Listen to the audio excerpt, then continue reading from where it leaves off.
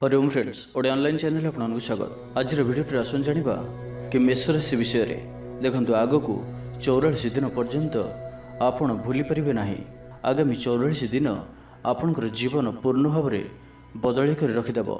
भाग्यर चाबी आपणकर हाथ को आसबार अच्छी। प्रत्येक दृष्टि ग्रह मानकर गोचर किसी प्रकार आसुँच कि आग को 44 दिन पर्यंत आपणकर जीवन में बड़ उपलब्धि मान प्राप्त हो। आपणकर राशि स्वामी अर्थ मंगल ग्रह जहाँकि स्थिति को पूर्ण भाव में बदल कर रखिदेव। ए पर्यंत जहाँ भी कष्ट मंगल आपन को देउथिले, राशिर स्वामी आपन को देउथिले, तो ताहार भी अंत हेबाकु जाउची। आपन को प्रत्येक दृष्टि प्रत्येक क्षेत्र प्रत्येक ग्रह मानकर शुभ परिणाम ही प्राप्त हेउछि, जहाँ आपन को अत्यंत ही शुभ फल प्रदान करिवो। लक्र सहयोग आपन को प्राप्त हेबो। देखंतु मंगल आपनकर भाग्य को चमकाई पारंती। आपण एही समय निजर लक को परीक्षा करें। एही समय भाग्य कारण आपण को बहुत किछि मिल जिवो। देखंतु कर्म भाव में प्रत्येक मनुष्य विश्वास रखि थांती और प्रत्येक मनुष्यंकर यह इच्छा रही थाए कि तांको कर्मठारु अधिक ही किछि मिलू। एबे मेषराशि जातकों जीवन में यही प्रकार किछि स्थिति आसुअछि कि कर्म कम और फल अधिक पर जोग बनुअछि। तेबे मेषराशि जातक स्वभाव तो बहुत परिश्रम होइथांती। मंगलकर कृपा कारण परिश्रम अधिक रु अधिक करने को एमाने सर्वदा तत्पर रही थांती। गोटे स्थान रे केबे भी एमाने अटकी रुहंती नहीं। पूर्ण भाव में कार्य जोग और उत्साह एमानकर सर्वदा स्थिर रही थाए। आपनकर काम करिवार गति बढ़िबो। आपनकर कर्म तुलन में अधिक रिजल्ट आपनको अवश्य ही प्राप्त हेबो। व्यापार क्षेत्र में थिबा व्यक्ति मानक पई बहुत ही शुभ समय आसुअछि। आग को बढ़िवार सुजोग आपनको प्राप्त हेबो। धार्मिक कार्य रे उपलब्धि निश्चय अटे।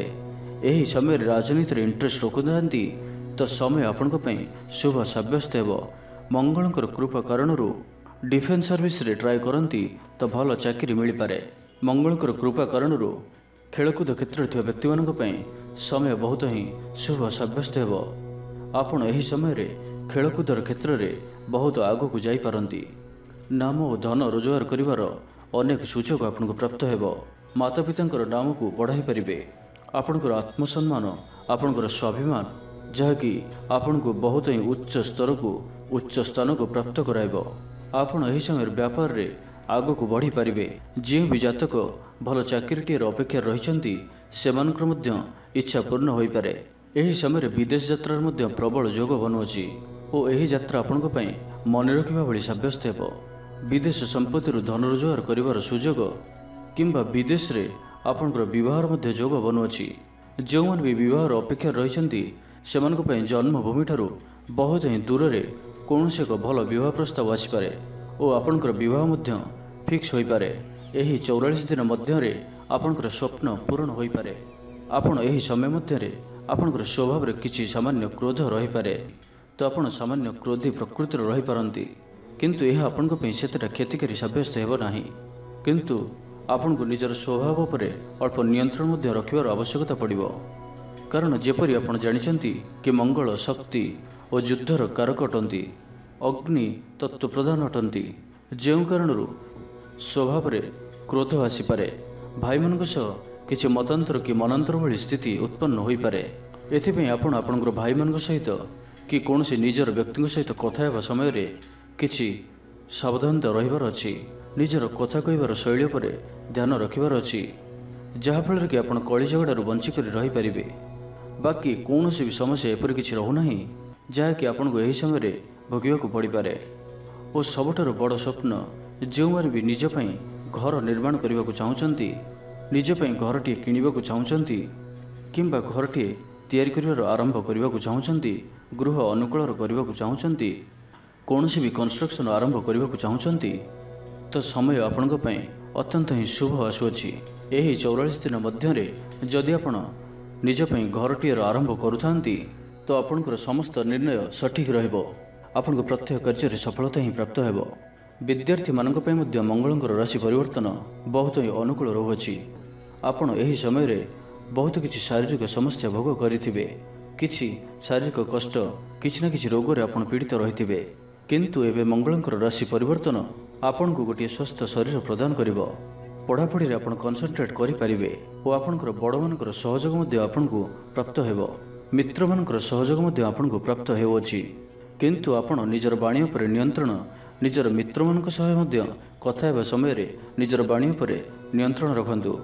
एही समय रे मंगल आपनकर राशि स्वामी मध्य स्थिति रे आसुचंती ओ एपरि मध्ये कुहा जाय कि जेबे राशि स्वामी ही मध्य स्थिति रे आसिथांती तो बहुत प्रकार लाभ आपनकर जीवन रे देखिबाकू मिलिथाए। तो एबे आपनक पई लाभ उठेबार समय अटे। तो कर्म करंतु तो फलर प्राप्ति निश्चय ही आपनको 4 गुण ही प्राप्त हेबो। तो एबे सुन जानिबा किछि विशेष उपाय विषय रे। तो जेपरि आमे पूर्वर कहि सारि अछु कि मंगल और केतुंकर अंगारक दोष मध्ये बनुअछि। तो एथिपई एही समय मध्य रे आपनको मंगलवार दिन हनुमान जी को सिंदूर चढ़ांतु।